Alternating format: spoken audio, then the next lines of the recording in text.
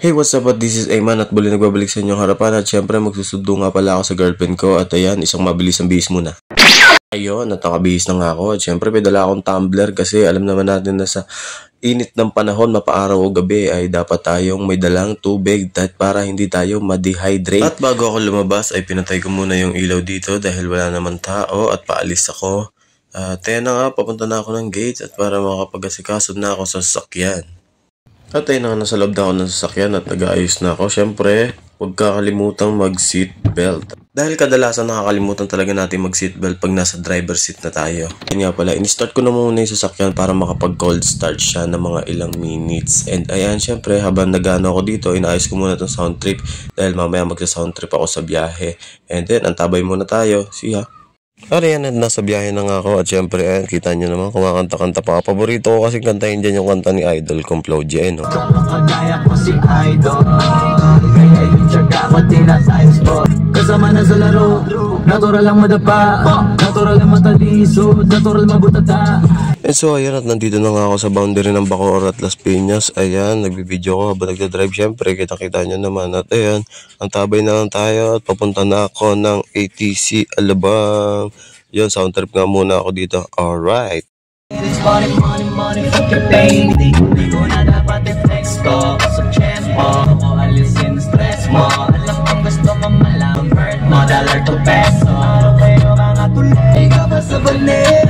Lagi akong bless ko. I just wanna flex, not a mess. Kasi got lost, I see the money. And so, ayan, tapos na ako magkanta-kanta. At yan, kitang-kita nyo naman, nandito na ako sa Alabang. And so, ayan, at nag-go na ng stoplight dito sa intersection dito sa may Madrigal Business Park. At ayan, nandito na ako malapit, papunta ako sa Mulito. At dito na ako liliko sa may ATC para ako makapag-park dun sa may likuran niya dahil dun siya lalabas mamaya. So, ayan, at tinaantay ko na nga lang siya. Palabas na siya ng mall.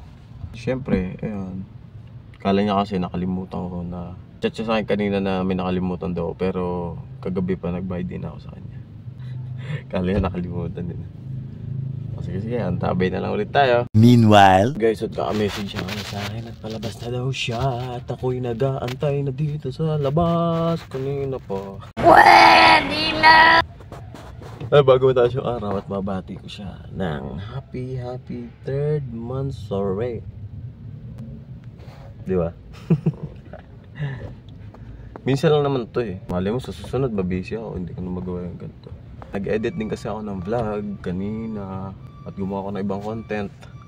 And so ayun, waiting na lang tayo. At ayan na nga siya, palabas na ng mall. Pagoda yarn.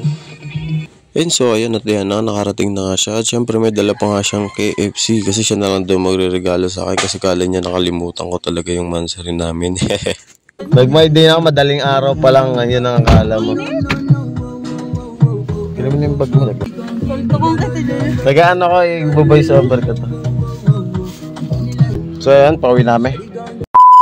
Pero bumili ka ng ulat dito? Binalik ko ulit doon. Kala ko, dito sila buti hindi ako naglakad ng pag ganon. Di ba ko sana maglakad?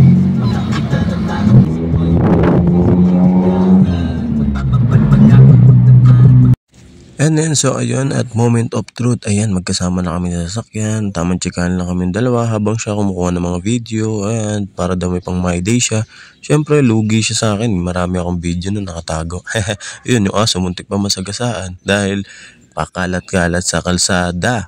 Yan sabi nga nila, di ba? Aso mo, itali mo. So, ayun, at pauwi na nga kami. Ito, at see ya. Don't the water grow the trees? Don't the moon pull the tide? Don't the stars light the sky? And so ayun, at nangawi na nga kami at ayan, kaya kinikisan-kisan ko ang kanyang noo dahil pagod daw siya, dahil yan lang ang kanyang stress relief. So ayun, maraming salamat sa panonood. Bye-bye!